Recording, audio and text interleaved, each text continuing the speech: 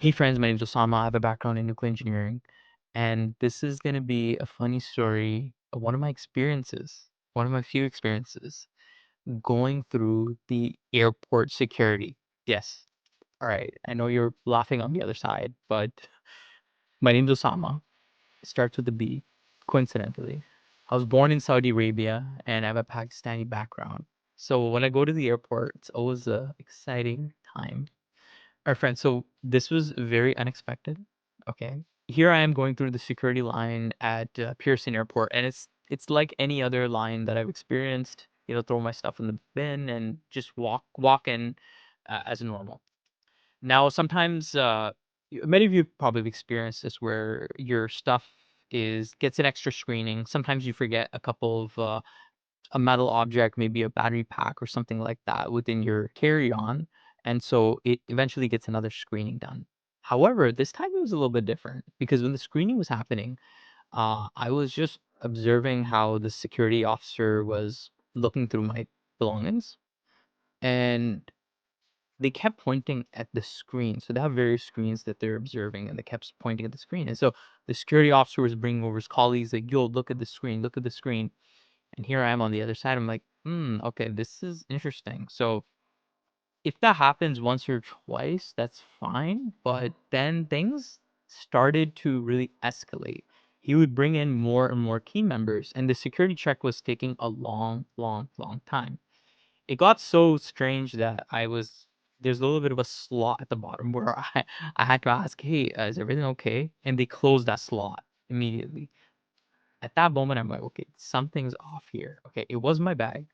Um, so all of a sudden, there's a little bit of chaos on their side. People are like, what? Like, look at the screen, look at the screen, look at this bag.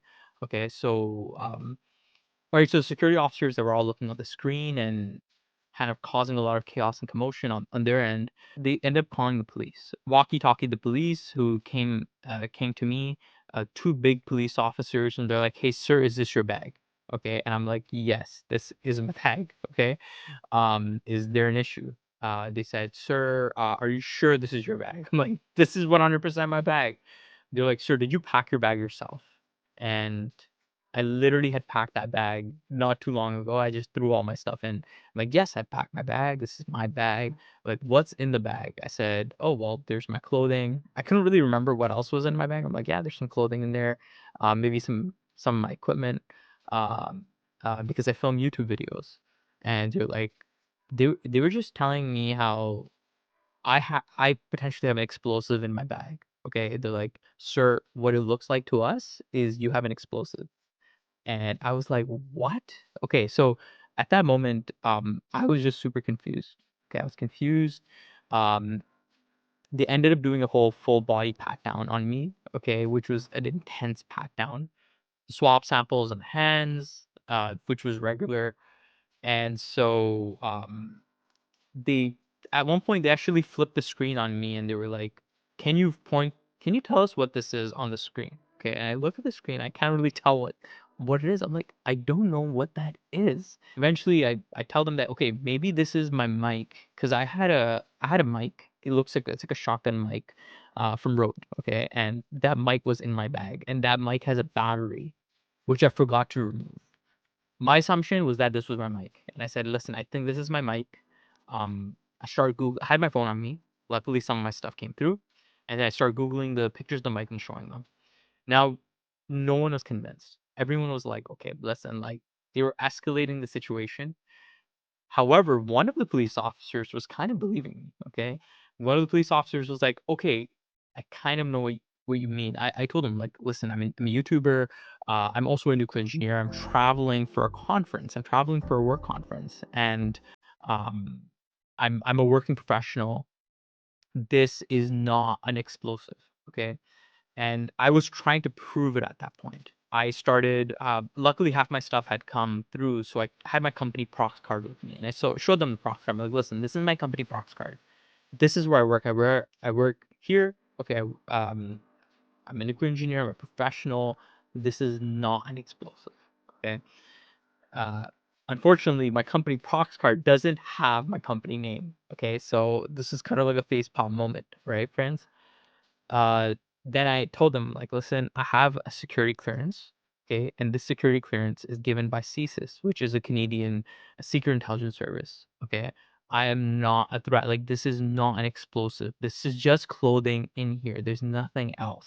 At this point, one of the cops, like I said, was a bit convinced. I think he heard the sincerity in my voice and was telling me, okay, you know what? His daughter actually does videos as well, and she has a similar mic.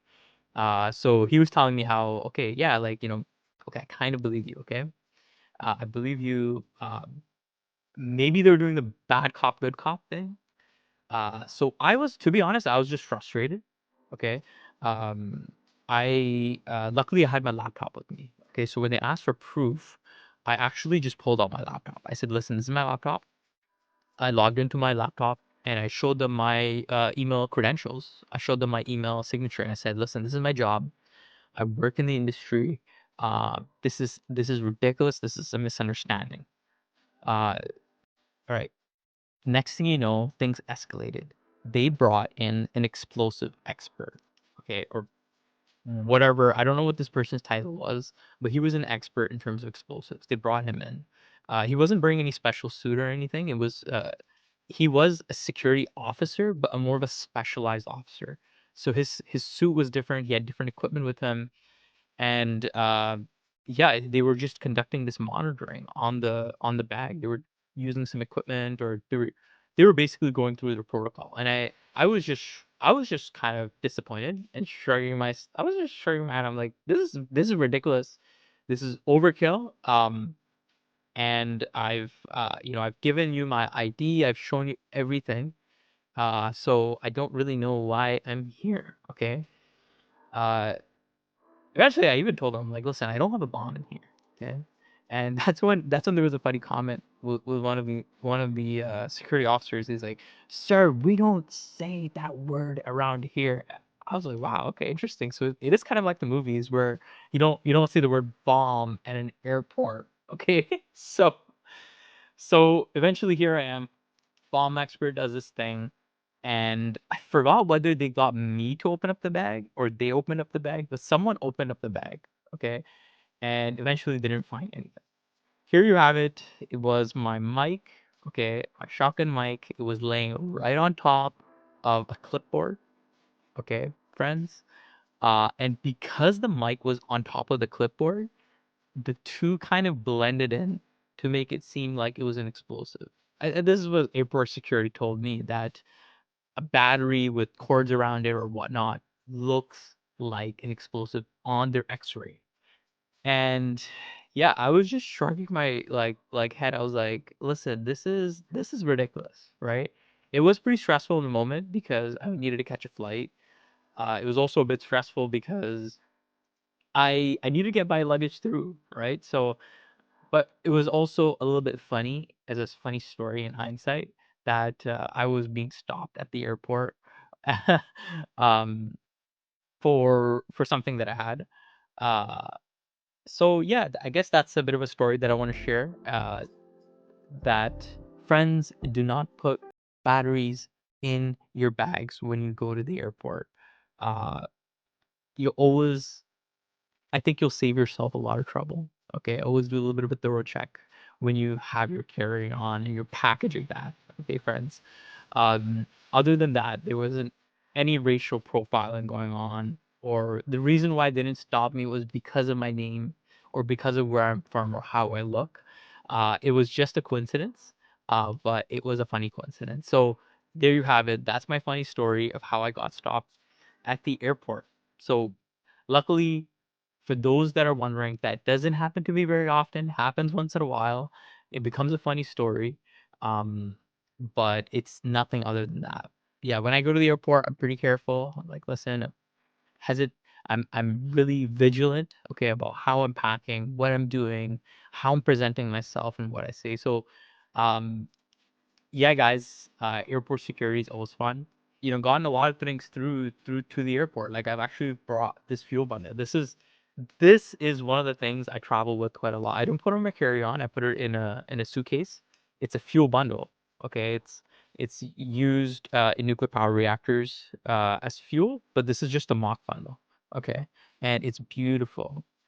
Okay, this is something that I put in my my luggage all the time, and it's something that I put a label on it, just saying this is an educational prop. But this is something that is regularly traveling with me. Other than this, I don't really bring anything else.